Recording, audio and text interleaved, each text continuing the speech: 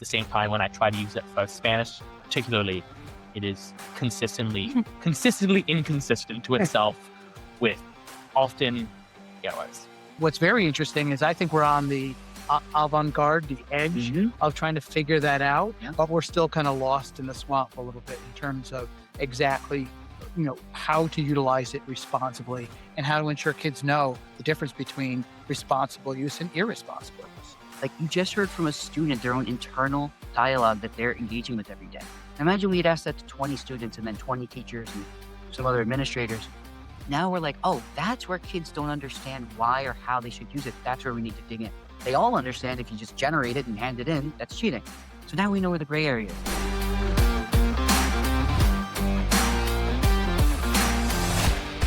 Hello and welcome to today's podcast, where we're going to engage our school community in a discussion on learning in the age of AI, exploring how artificial intelligence intersects with learning, teaching, and trust in our schools. And we're also going to be trying something very new. We're going to be trying a cross episode. So here goes nothing's fingers are crossed anyway. And I want to introduce the host of the AMP to 11 podcast, Brett Roer, who will be co-hosting today's episode. And I also want to introduce the people who are here with me today. We have Ava Wu, who's a Briarcliff High School senior, and we have Noah Rinke, also a Briarcliff High School senior.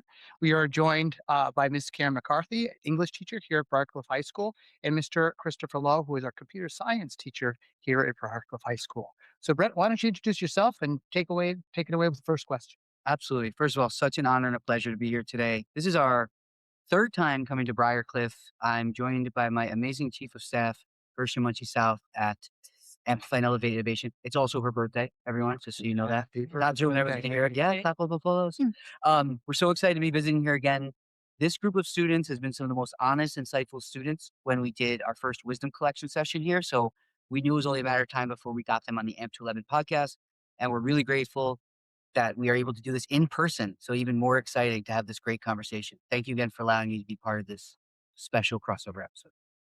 Since you're the guest here in Briarcliff, the co-host guest, why don't you start with the first question and kick things off?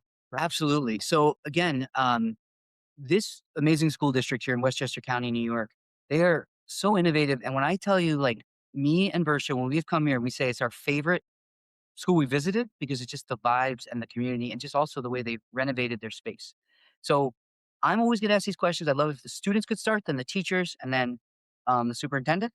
So the first question is, I know why I love coming here, but students, let's start with first, what's right now filling your cup about just being a student coming to school every day? And then staff, same question, and then superintendent, same question. Take it away, y'all. I think it's just a great combination of everything that Briarcliff has. I come in, for the first 6 hours of my day, I have classes, and it's not just a slog. It's teachers who are genuinely interested, teaching the topics, teaching me things that I genuinely want to learn in a place where everyone feels really supported. And then in addition to that, after I'm through the classes, I think it lives as a community in addition to a place of learning, from clubs to theater, which is I'm heavily involved in, and all the other activities that, while I don't take advantage of, I have many friends that do. It feels like there's a really great spirit of community and collaboration and just enjoyment. Mm-hmm. I completely agree with that. I think one of the best things about Briarcliff is just how supportive everyone is, and that's not necessarily the thing with every school. And I feel like especially the teachers here, they're very good at showing lots of consideration for their students and being there to help them and encourage them. And that's something that I'm super grateful for and I love about Briarcliff. I agree. Thank you so much, Noah and Ava, for your responses. I actually taught Noah in 10th grade. I have Ava as my editor-in-chief for Briars and Ivy, which is our award-winning literary arts magazine. And I do have to say that they are also just as equally impressive as members of society here. And they are little adults that actually can teach us every day. So Noah was always tech supporting. Ava can figure things out with the technology. They really are so gifted in sharing the knowledge. And so it's like a symbiotic relationship, I would say, between the teachers and the students. And so it's easy to love you all. I paid her to say that. I've also had Noah and Ava in my computer science classes. And what's great about students here at Briarcliff is they just take whatever you throw at them and they'll run with it. Take on this challenge that I think is like pretty hard. They're like, okay, we'll do it together. And then they just figure things out. And I'm like, oh, that's amazing. And they often also present things in ways that I never considered, which is always a nice breath of fresh air. So then I take that and think about, okay, what other challenges can I put that will continue pushing their thinking into other fields, other subjects. I like to try to get other subjects involved as well because I think having context of learning through other subjects is very rich and powerful. Mm. And it just further cements all of the things that we teach them inside the classroom and outside the classroom. Yeah, and I think just to piggyback on what Chris just said is that learning is not in a vacuum, right? And so because the students are coming from various subjects, they can actually tell us what they're learning in science or history and how that applies to whatever subject matter they're learning with us. And so it's that benefit of a small community has, you know, those kind of interconnectedness. Yeah, and what I really enjoy what I guess has been articulated thus far is this notion of the relationships between students and staff. It's really a beautiful thing to watch. The ebb and flow and the struggle of learning and growing is a really beautiful dance, and I'm blessed to witness it every day. And I too find myself flipping from educator to student, Mm. and enjoying every minute of it. And I know it's a cliche to say that you have great kids, you have great staff, you have a wonderful school community. You're going to really have a high performing school district. We do really have all of those things coming together. So it's just my privilege just to be a part of it and to witness the great things that happen. Some somewhat expected and some utterly surprising. It's a beautiful dance every day. Yeah. Well, first of all, something you've all said that we continue to hear about, right, for our M211 listeners and folks listening to this podcast. We always talk about AI and innovation, but you keep hearing humanity is really at the center of education. It's why everyone here says it's what fills their cup about coming here every day. The learning is obviously the mission and vision, but the relationships are what allow a community like this and others to thrive. So, students, I'm about to ask you to answer a question, and then adults, I'm going to ask you to react to their responses. Sound good? Okay. So something that's been going on in my head lately with middle school and high school students is, right, if they're a school like Briarcliff is empowering students to use AI thoughtfully and when appropriate, I'd love to ask you, I've been toying with this idea of what I call the AI roller coaster. So either of you can start. Eyes are bulging over there for one of our students. Here's what I'd like you to do without obviously naming anyone's names in the school and describe for me your day, like period 1, 2, 3, 4, like what AI use are you allowed in each class? Or like what messages are you hearing from your teachers? Let's take our listeners on a journey for a current high school student. Either of you can start just like period 1, this is what my teacher allows, or this is what they kind of say about it. Period 2, just a quick recap for our listeners.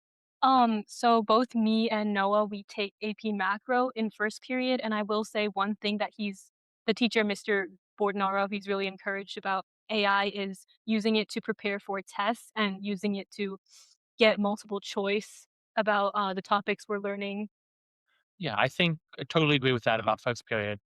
Then I think it gets into the more nuances, more nuances, a lot more confusing things. Mr. Werner is certainly one of the more Mm. clear teachers. Mhm.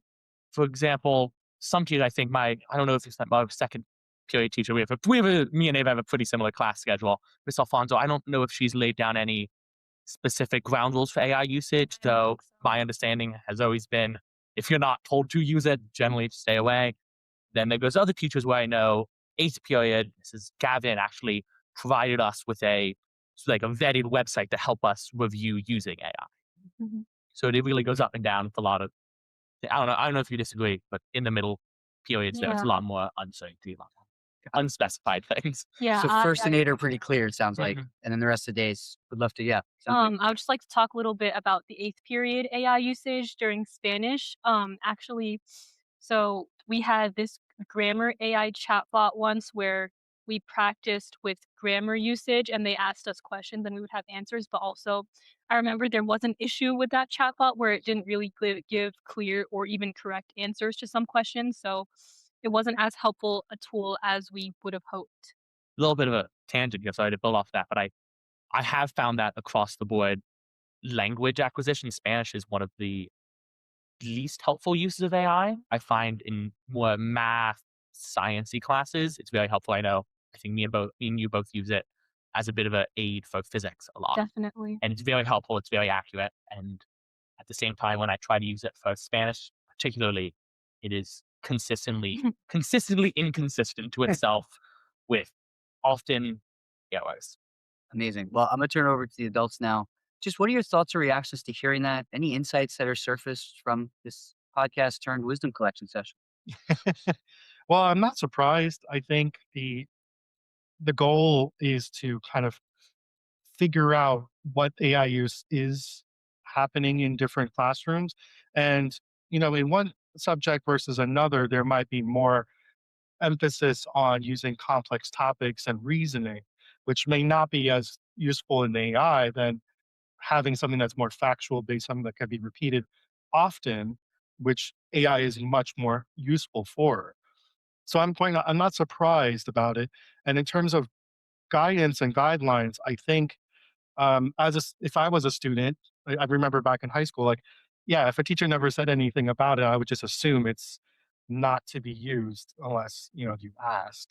But I myself, in my class, I have a pretty lax policy with AI use.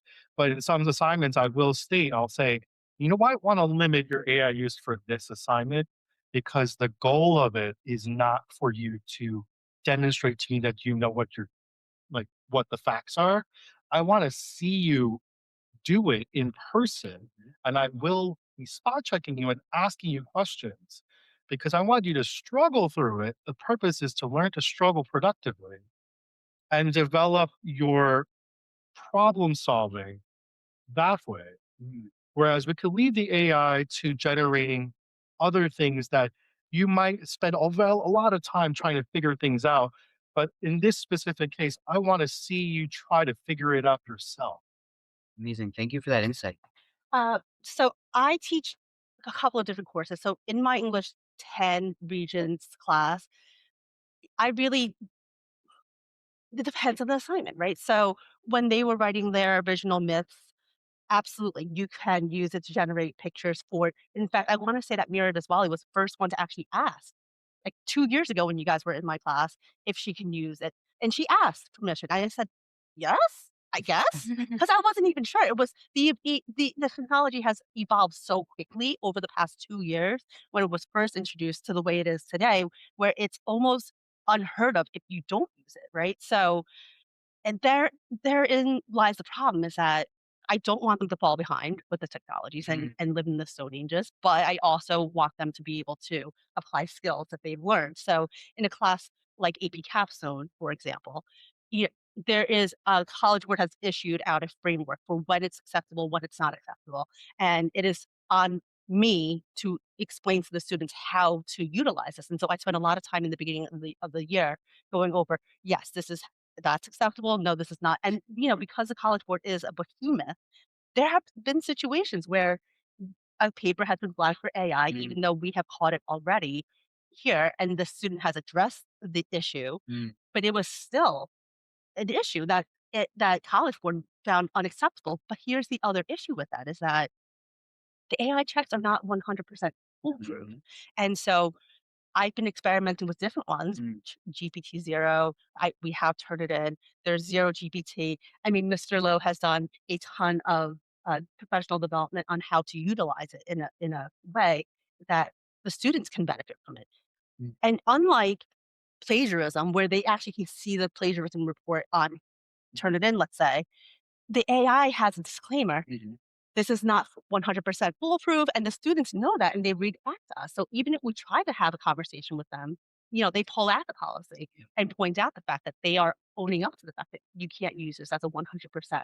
And so there is a lot of gray area, and I think that that's what we're really trying to. It's like a learning curve right now for all of us, students and teachers. And so you know, but it is definitely something that can be a useful tool. So, for example, in AP counseling, you can't know everything about everything, but they do need to find topics that are relevant, current, and something that they can solve. That's what one of their topics is about, one of their projects. And so it is good to know what is out there. What is the current discussion about? What is the current, feeling on AI use in classrooms? Because it evolves so quickly. But it's really teaching them. this is how you write the prompt so that you get the output that you need and not just made up data. I think like Chris Lowe, I'm not surprised at what I'm hearing. Mm. It is evolving, as Karen said.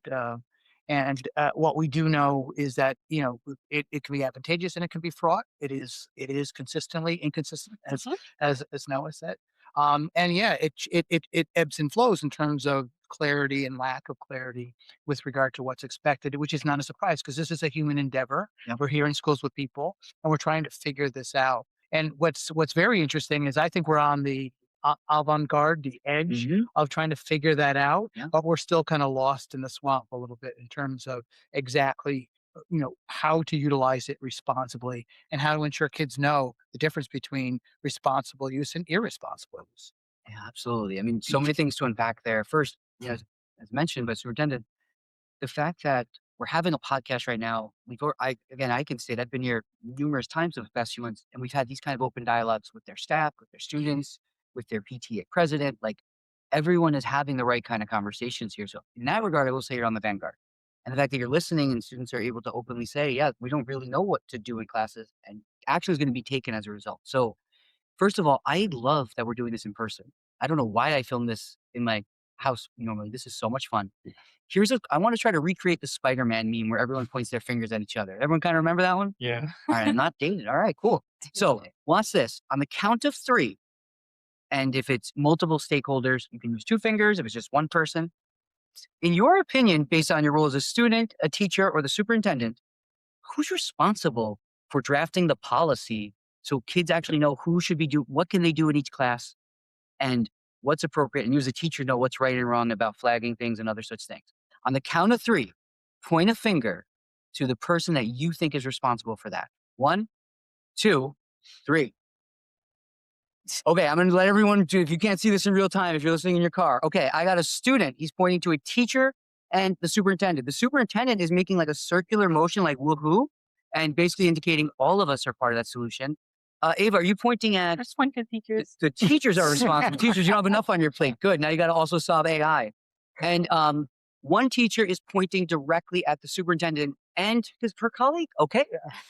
And sir, you're just pointing down, meaning no one should address it. Everyone. Everyone. Okay, everyone.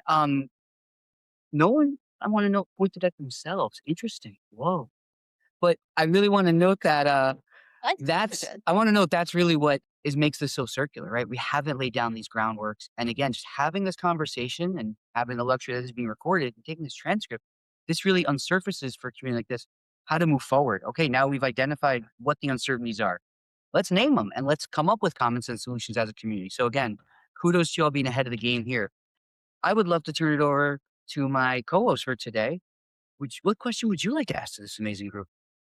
So I guess the question is, how do you actually use AI, and where is the line blurred? If you can come up with a specific crossover or threshold where you're like, okay, I know I can do this generally speaking, but I'm not really sure across the board when when I might be utilizing it to too great a degree or going too far in my utilization of it. Can you articulate what that might look like or where that might be in terms of expectations or assignments? I think I'll just start off by saying I use AI a lot of the time during physics because I feel like it's a very conceptual class, and AI sort of serves as a second teacher, like a second source of knowledge when I don't really understand what's going on from, Dr. Shen. And I feel like it has really been helpful for that and explaining things. But I also know the thing about AI usage is that you need to be able to learn how to do things without relying on AI. And I think when it comes to the actual doing, like solving problem sets and things like that, that's when you need to rely on your own skills. But I think that's where I have the line for myself. But I rely on AI a lot to, like get that information so I can do things, I guess. Absolutely agree with all your comments on the second teacher for physics.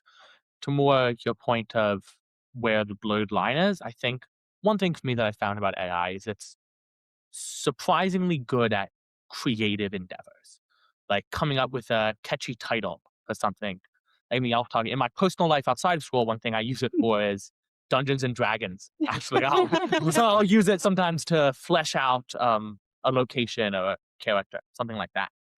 And while that's obviously great, in the personal life, I find when those creative endeavors start blowing into blending into school, it can become unclear. I remember last year, if you remember our AP English language, we had a satire project. We had Mhm. to write basically a creative satire. And fortunately, our teacher had very good AI clarifications and guidelines for that. So I was able to navigate that well. But I could see how in a project like that, when I'm trying to be creative, I'm not quite sure how much AI I can use. Can I go to AI and say, write me some topics? Is that okay? Okay. Can I push that further to, hey AI, can you flesh out these topics a little bit more with a brief outline? And eventually, if I say, hey AI, can you write this whole paper for me? Obviously, we've crossed the line. But I think without guidance from superiors and from teachers, it's very hard to find where acceptable help ends and plagiarism begins. And can I ask that same question of the teachers here? So, Karen, Chris, when you guys are utilizing AI in preparation for what you're doing in school, is there a point at which you're like, okay, that's a line I don't want to cross? Is it clear? Is it gray? Could you describe that experience? Yeah, I'll start. So like generating multiple choice questions for a test, I played around with that, and it has generated some pretty convincing problems. But I'm a paranoid person, so I go over every single one of them and verify it myself. To which I discovered this is too much work. I'm going to create it myself. So I think there's a difference in if you're preparing a material to teach somebody. It feels like there's a lot more overhead when generating content when you know that you're using it to help somebody else. But maybe in the guise of a student, if you're doing it for the purpose of completing a task, that might be a more of a blur because if I was a student and I have access to AI in high school, I would probably be tempted to use it just to say I've done it and it's completed and I can get feedback later Mhm. instead of using it to really try to work through it. Whereas as a teacher, I I can't really escape with that because I'm really making this for somebody else. So I want to make sure that it is verifiable. It is something that I'm teaching them that's factual, that they can understand. And funny you mentioned Dungeons and Dragons because outside of school, I also use it for that as well. But and it's great. But when you do storytelling games like that, you also are acting like an improv, right? So I create these little stories and location descriptions, but I have to also rely on myself being able to go off of what that is provided. And then I don't use it anymore because I'm basically just telling the story. So I find that that's okay because it's for the entertainment and everyone's aware that I'm using it. I'm telling them like, hey, I might use this to generate something, but we're all going to play through it and we all are going to contribute and generate the story, naturally from these starting points. I agree with everything that Krista said. And I just to kind of piggyback off of this whole notion of, yes, we have experimented with using it for our classroom. So whether it's generating a worksheet or a test, I too am a little bit type A and very paranoid as well. And it, I am not actually happy with any of the output that is generated. And, I don't want to say how old I am, but I've been in this game for 23 years. And so Damn. I've seen that pendulum swing a couple of different ways, and this is just another it's progress, right? And I'm not going to deny it. I can't be an ostrich in the sand, but I also need to teach myself how to use it. I have to evolve with the students and with the technology. And if I know that my students are using it and I don't know anything about it, that's a problem for me because then I don't know how they're cheating or I don't know how they're utilizing it. And I would just take that just in terms of our responsibility as educators. It's out there in the world, right? And if our students aren't comfortable with it and don't understand what the benefits and what maybe the shortfalls are with regard to relying upon it, then we're not. I firmly believe we're doing our students a disservice 100%. because I think those who are really going to be advantaged in this world are people who understand how to incorporate its use in their everyday life, if not their professional lives. No, 100%. And I can go back to the fact that, before calculators, there were abacus. So do we put the abacus people out of business? I mean, no. And I remember that my math teacher when I was in elementary school, oh, you can't, what do you think you're going to walk around with a calculator in your pocket? Yeah. No, you're right. Yeah. I mean, I remember Don't Inspector get a Gadget. smartphone. Well, Inspector Gadget, when Penny had that Yeah. iPad and the watch, and we're living in Inspector Gadget now. We're living the Jetsons' life right now. It's actually kind of crazy, right? That they foretold the future and we're living the future now. And so if we don't evolve, then we're going to be dinosaurs and we're going to be left in the dust. They also need to be competitive when they're out in the real world. Very competitive world. And I have to say that as the Briarcliff Ivy advisor for, I don't know, so Long many time. years, Yes, a long time, for a long time. I think I've been at this 19 years now. 18 years I've been the advisor. And again, that even has helped in just the creation of product. And Dr. Kaishian, you've been around just as long as I have. Maybe a little longer. So you have seen the evolution of our magazine and what it is today versus what it was 18 years ago. And it's simply because we've evolved with technology. Yeah. And I put the onus back on the students and I take up my ego out of it, which is that I am not the smartest person in the room. I'm way slower than they are at the new technologies. They can teach us. And that is going back to that whole symbiotic relationship. It's empowering them to be the experts so that To they be the can, teachers. yeah, Yeah. and they are. Yeah. So a couple of like just incredible insights. I mean, your first, Jim, I'm going to borrow the amazing question you just asked. I want to make sure our listeners really captured that. So I'm really fortunate that I get to make these AI community playbooks around the country.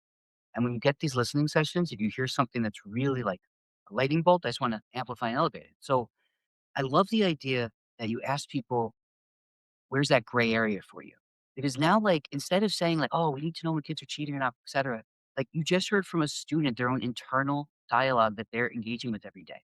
Imagine we had asked that to 20 students and then 20 teachers and some other administrators. Now we're like, oh, that's where kids don't understand why or how they should use it. That's where we need to dig in. They all understand if you just generate it and hand it in, that's cheating. So now we know where the gray area is. Let's dig into that. Let's get uncomfortable with that uncomfortable. So that's one thing I just want to say. And then I just want to thank everyone who really articulating. Everyone just shared that based on their own moral compass. So like, Ava, you like explicitly said, well, this is when it feels like I shouldn't use it anymore, right? Like it obviously be cheating. You all kind of had a version of that. That's how everyone is navigating AI. And like, if you didn't think the line was there, or you said, what you mentioned, Chris, Noah said last time he was here, I remember Noah sitting on the other side of the table and he said, sometimes for his own mental health, he might be studying all day. So for his own mental health, he knows he just needs to turn it in so the teacher sees it and can check the completion by a certain date. Now, again, as our listeners have seen, these are just really upstanding young people. He says, and then I'll go back and learn it later on my own time.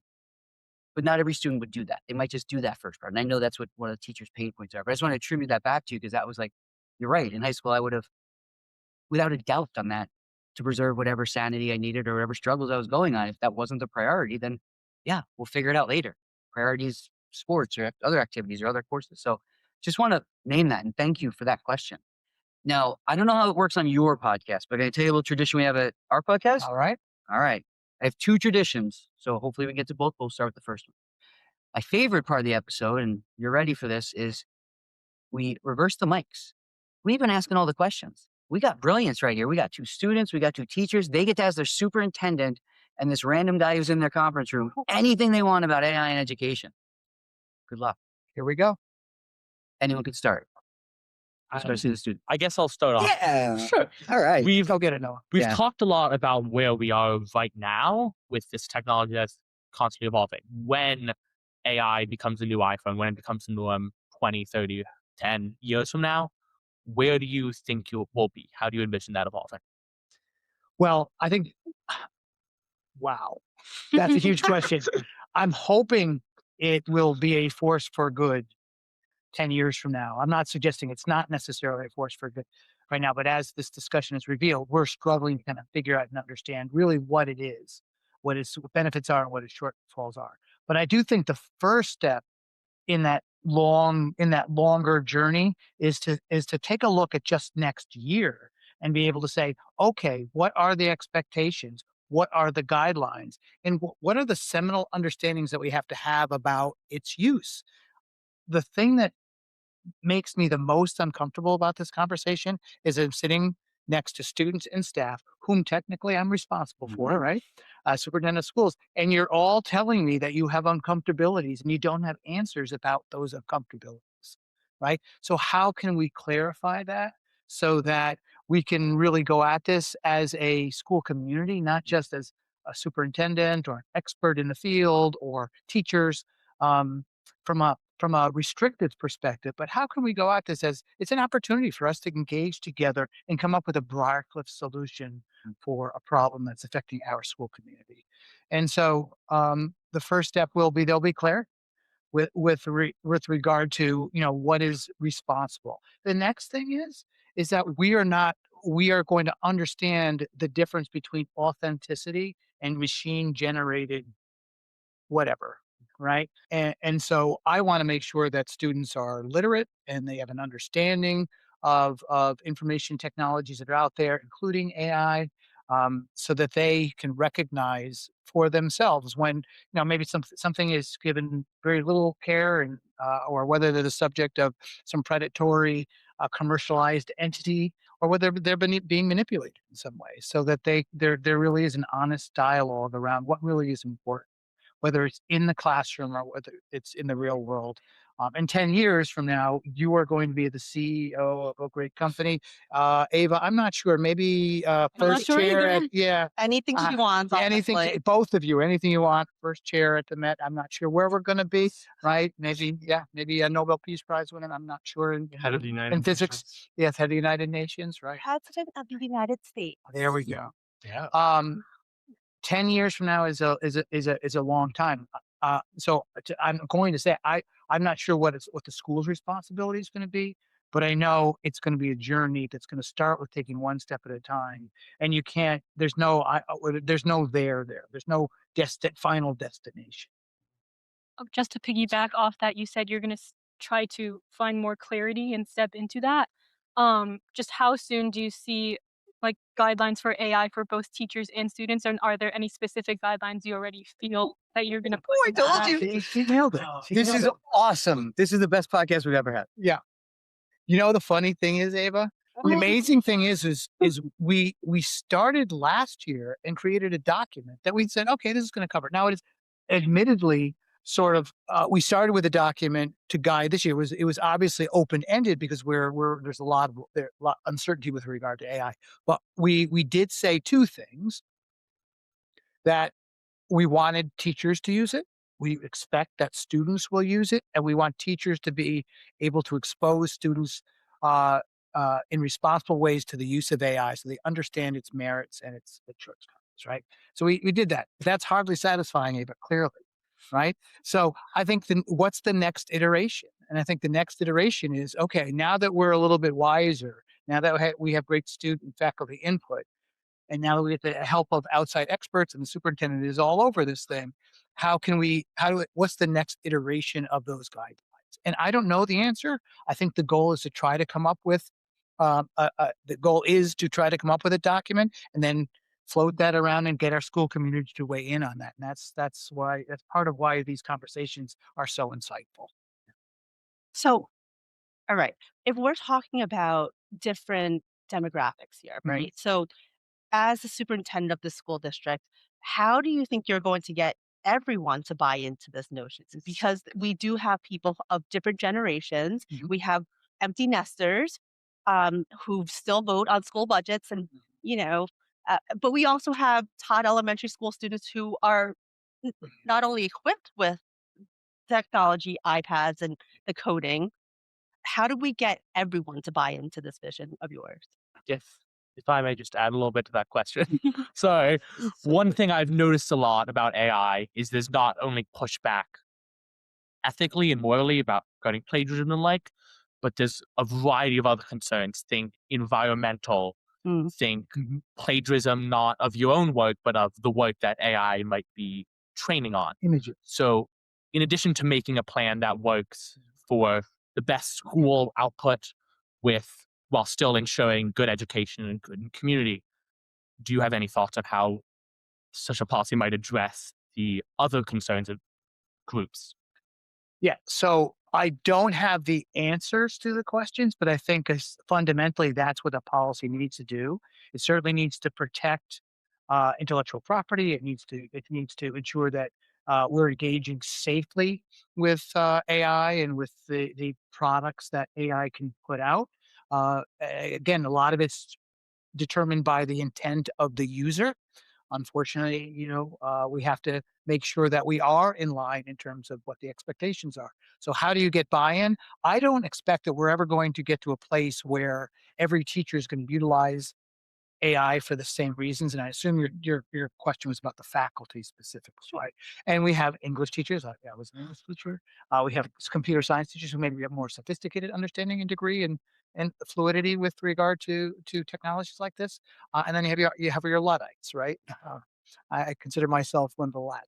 So, how do we create guidelines that allows for flexibility and individually in the classroom? Autonomy. Yet we understand that we are all part of a system that needs to do two things. It needs to expose students to AI so they understand and recognize when they're subject to it or how to utilize it in ways that are responsible. Um, and we have to create flexibility so people can approach it in ways that are advantageous to themselves, right? And so that's going to be different for different teachers. We can stereotype our English departments and places like that, Right. but we have some, but it's not that would be doing a disservice to teachers because we have some extraordinarily nimble people with AI across the academic spectrum. And yeah, it's about being prepared, knowing that those dangers are out there. Hopefully, if we're graduating a more literate group of students with regard to the pros, the cons, the benefits, the dangers, then you'll be able to better protect yourselves. Because once you're gone, it's all going to be up to you.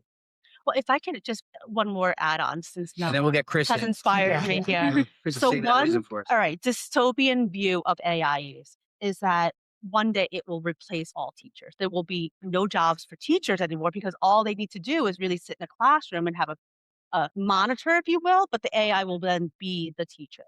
Do you see that as okay? No, not at all. And I think the human connection is incredibly important. Can I envision an AI generated sort of graduate am I in favor of? No. But can I envision like at the graduate level or postgraduate level, yeah, I can see online I've engaged in online coursework where there isn't a person, somebody's created it. Mhm. Could AI do that? Yeah, I think AI could do that well. I would hope somebody's making sure that, it's not sending me some, you know, uh information or answers or topics that are off base. But no, I don't. And this entire we've recently gone through a huge experiment that kind of prepared us well. That was the COVID Oh, yes, epidemic, yes. right? And I think we did exceedingly well as a school district during that time, and I still would qualify that time period as an abject failure Mm. for kids and Yeah. families, right? Yeah. And there are lots of reasons for that. I think we did the best that we could, and I think we kept students engaged. We never closed as a school district. That's all really amazing things to say, but it was still incredibly dissatisfying, and I still see the impact on students today. Not so much these two.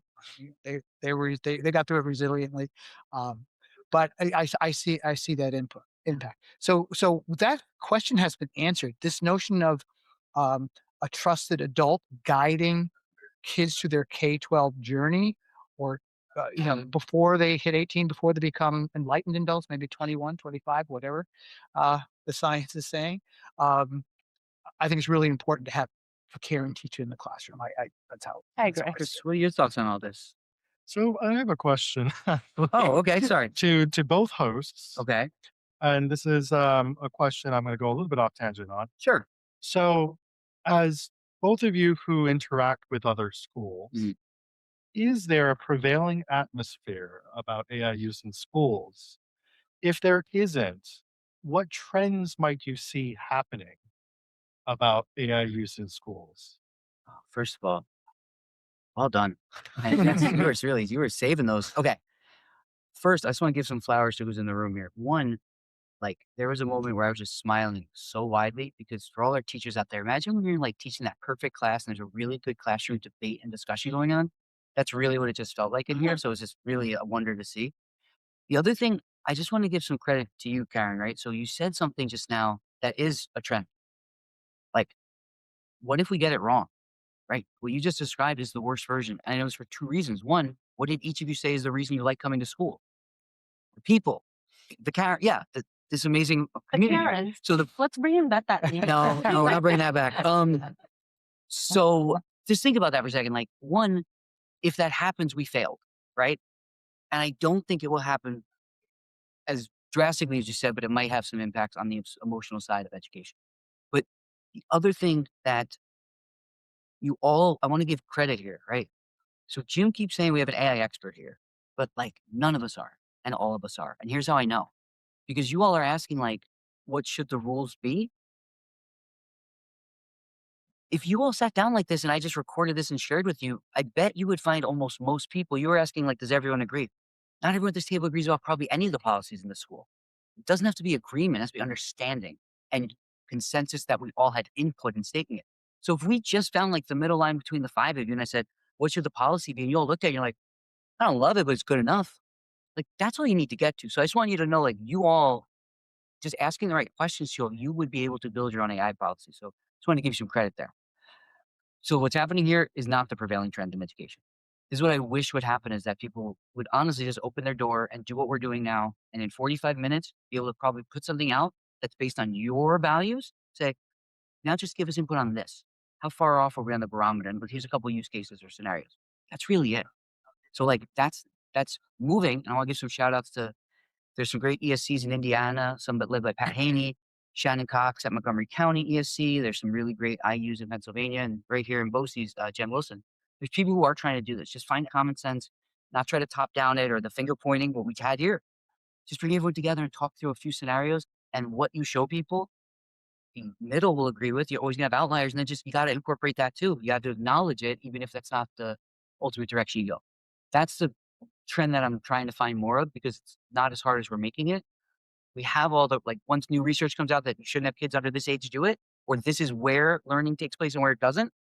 Yeah, just keep using AI and refining and saying, based on the latest research, we're making this decision. That's it. I really just wanted to expound on that just to get Jim off the hot seat because y'all gave us some good questions. But that's honestly what I see as the biggest trend that I wish was happening more. And once we understand who can use it, when they can use it, why they can use it, and how they can use it, you've come up with these answers a million times for every other thing that revolves around education. You'll be able to do this. And I can only say, and I thank you for giving the context that you Yeah. find this district in, because I don't know that I could do that objectively.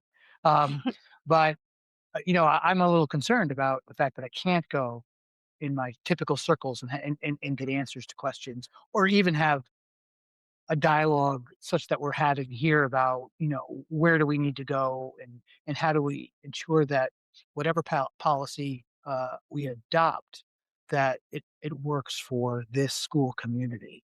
I see a very traditional sort of approach to this, to lock it down, make sure it's safe, make sure software that can detect it, and over reliance on that to some degree. And then I also worry about those who are sort of ignoring the reality that regardless of what policies you have in place, you have kids using it, period, full stop. And if you're not having a conversation about that, maybe they don't even recognize when that line is getting blurred, or when they're not learning something, or when they're not benefiting from its utilization, if not being harmed by it. And I think that's the concern that I see with regard to um, the appreciation that it is a reality that we're going to graduate our kids into. So we have to grab it. I actually kind of see this as like a metaphor, right? So I really kind of think about like Mercedes Benz. That's where I actually started off my career. And they were always at the forefront. They were the pioneers and they were the innovators. They were the first ones to come out with these safety technologies.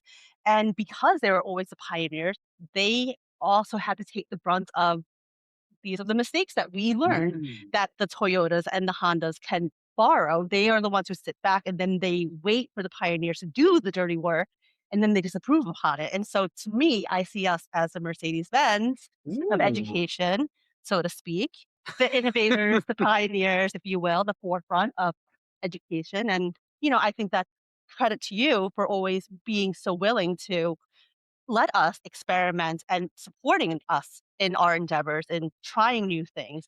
I mean, really, there is no limit here at the school district. Like, if you dream it, it could happen. And I think that really, that's why I don't I don't I don't dread coming to work. I really can't wait to get to work every morning because it's like, what new thing can we create today? You know, we're always evolving, always learning. The Mercedes Benz. That's a Mm. good branding title. Chris, one thing I want to just add on what you said, because we're outside of the district, like I'm outside the district. What am I seeing when I go to other places, right? But I hope you're really taking one thing away from this listeners and also this community is that like I'm continually encouraging you don't look outside, look inside. All I needed to say was go get 2 pizzas and let's record your kids. And everyone in the room found that very insightful. But it was turning it inward, not outward. You can always literally any AI tool now could just take whatever frameworks you think or you're comfortable with and all your board policy. But what they can't do AI is interview you and take that wisdom and make it meaningful and valuable. And that's the difference. So I hope everyone heard that part. And Chris, thank you for that was a great question, obviously. So thank you for raising that. I keep looking at my phones. I want to make sure we get out of here on time. Some people have what period is next? 5th period? Sixth period. Oh my gosh, I got that quiz I got to study for. So we're going to get you out on this. One thing we like to do on the M211 podcast, and I'm sure this is something that you also recognize as important, is giving flowers, right? So we always like to ask people, talk good about somebody behind their back, right? If you, the people that are either currently supporting you, it doesn't have to be people in this room, but like, who should people out there know are doing something really incredible? It could be your family, could be a classmate, a student, whoever in your life that people should know about because they're doing something really meaningful in either education or just having a great effect on the world. Anyone can start. I think I briefly mentioned them tangentially a little bit earlier, but my 11th grade English teacher, Miss Mandel, I think that was for me, though I was there in 10th grade, AI wasn't as huge as important as it was. So really started last year, first English class. And yeah, as you mentioned, give her flowers for just doing such a great job. We had, I believe, at least a period and a half of here's what I'm using for AI, here's what you were allowed to use AI with specific examples, class discussions. And I think, as I mentioned, when I later went into a project where I wasn't sure where the line was, I was able to draw back on that and really feel much more confident with how I was using it and how I was navigating these issues. I'm going to shout out Chris Lowe right here next to me because he really is at the forefront himself. He's always learning and he's always teaching himself, and he's so generous with his knowledge. And I am a little bit older than he is. And so what I kind of wander over and say, hey, Chris, can you explain to me what this means? I don't understand. This is Greek to me. He is able to explain it in a very accessible way so that I do not feel old and dinosaur, but and and very know and, you know, I just you fill my cup with knowledge, and I appreciate you. Thank you. That's really sweet. Wow. Well, I do like to give flowers to everyone. I know that's a cop out answer, but honestly, I do feel like I work in an amazing district, and with everything that's going on in the world, this is like the best place to be for trying to develop yourself and find support with not only your faculty but your staff and your students. And it just there's just so much warmth, not from the HVAC, but Oh, HVAC burn. You can come to my class. Those were the flowers. Classic. but but from everybody. It's the atmosphere here is just so open, and you can see that in the discussions we have and in the policies we try to create. We want to create a culture of understanding and productive struggle, and that comes in so many different forms. But knowing that we're all in this together, I think it's just something very special I don't see very often outside. So I'd like to, if I could, offer a bouquet to every single person. Okay. Well, first, Karen already, gave you some flowers. I'm gonna give you some flowers because, again, not just yourself, but everyone so far. AI can't replace all of the feelings you just mentioned. And also, I want to push people. AI could complement or give you more of that if there's ways for AI to things that are time consuming for you.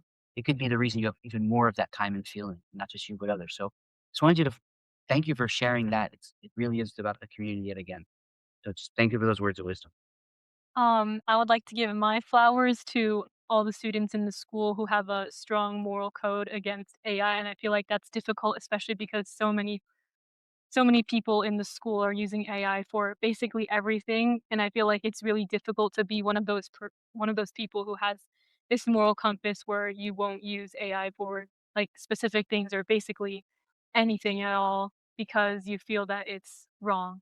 And I would also like to give a shout out to my old taekwondo master instructor because she was someone who really stood up for her beliefs. She's a writer also, and she really believed that using AI is not good, and I think that's just really admirable that she is able to stick to her beliefs in a time where everyone's using AI. Could you say their name one more time, please? Savannah Glab. Thank you for that shout out. Also, I want to make sure one other thing that surfaced in this room a few months ago was that contrast or that dichotomy of like you have clearly stated your moral code and beliefs around AI. Students here were really struggling, and other students we're talking to about like, I know I shouldn't be using it, but others are, and like especially if that teacher is ignorant to that, you are trying to authentically learn and produce at a masterful level, and they can easily do that now, and the advantages of the time and etc. That was really raised here a few months back, where like that's what students are dealing with. That's a really big internal conflict to know, like, no one has a rule, so therefore I have to judge myself. But if I fall behind because of that, did I make the right moral choice? Like, that's what students are literally used to encapsulate. So I just want to say thank you for raising them and for giving great flowers out. Last but not least, So I guess I'm going to go back to my first year of teaching, and I had a student, Shirar. Sharif, I believe his last name was. It's been a long it was a long time ago. But he was a student who came up to me one day and said, "Thank you for recognizing that I needed something different than everyone else needed in my classroom."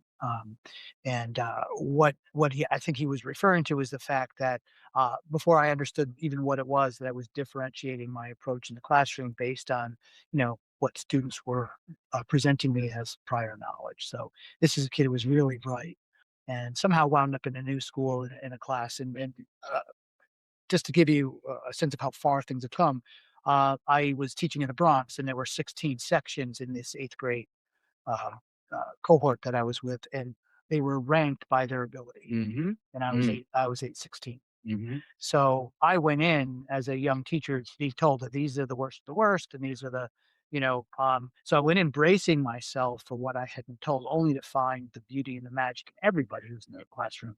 Although I had some trying times, don't get me wrong. But then for that to be recognized and articulated to me at a time when it would have been a lot easier for me to take the advice of other people and just do one generic lesson plan and just get through the day and survive till the next. That's been an inspiration to me ever since. And I shudder to think about how much I had to learn mm-hmm. that first year, and I'm grateful that my journey has led me here. It's very poignant, and that's one of the things. Maybe we get away with AI, we need to do a little less experimenting on, for example, the most vulnerable parts of the population, students, you know, medical field. So hopefully we get it right, and you know, you have a little less damage done as a first year teacher, which we've all been through. Well, I'm going to close this out with some flowers. I'm going to give it to someone who's just off camera over there, our birthday girl in the room, chief of staff, Versha Munchie South. Not only is it her birthday, and that's one reason I'm calling her out, but I'm just so honored. Like, me and Versha have known each other for a few years, and I have no idea what I'm doing every day, right? I'm trying to help have an impact in education, but I don't literally know how or why sometimes is the best use of my day. And that's a really big difference when you're not like in a classroom or in a school setting or in a building level. So to have someone who acknowledges that is one of the most funny and practical people about how to kind of get me back on track or task, which is really good classroom management skill. Much appreciate that. And I'm just so honored that I have someone who just cares so deeply about some of the misjustices in education and society. And she wants to put her values forth. She wants to learn. She's constantly trying to learn something new to make sense of the chaos that is the work we do and just the state of education and society. So just a major, major bouquet of flowers, and to her family, Zuzu, Kieran, spoil this lady rotten on her birthday today. And I just want to thank you all. This was I wish all the podcasts were in person because to feel your energy just made this such an enjoyable experience. And just thank you, Jim, for letting me be a guest on your podcast and for just creating a space where this even exists. It should be in every school. It should be a right, but it is not. It is the exception. Thank you very much. And thank you for all your help with the district as well. And thank you to our students. Thank you to our teachers. You guys are amazing today. Thank you. Thank you for putting me in the hot seat. I hope I answered your questions well. This has really been an enjoyable experience, but a very informative one. So thank And we still got 3 minutes till period 6. We did it. Right. All right. let's Thank you go, all for let's listening. go. Have a great day. you. Oh, don't forget your swag. Oh, yeah. They Um, have T-shirts. So for our AMP211 community, we don't have them yet, but we should. And can you just say one more time, just like, how can people learn more about the amazing work you're leading at Briarcliff? And how can they learn more about where to find your podcast? Yeah, so my podcast is Superkast. It can be located on Spotify or anywhere you get your podcast from. So Superkast with a K. And yeah, we engage in interesting conversations with interesting people around the district and around the region. So it's really been a wonderful opportunity. So tune in. This is a great episode. Thank you very much, Brett. Thank you all. Thanks Have for a great having day, us. everybody.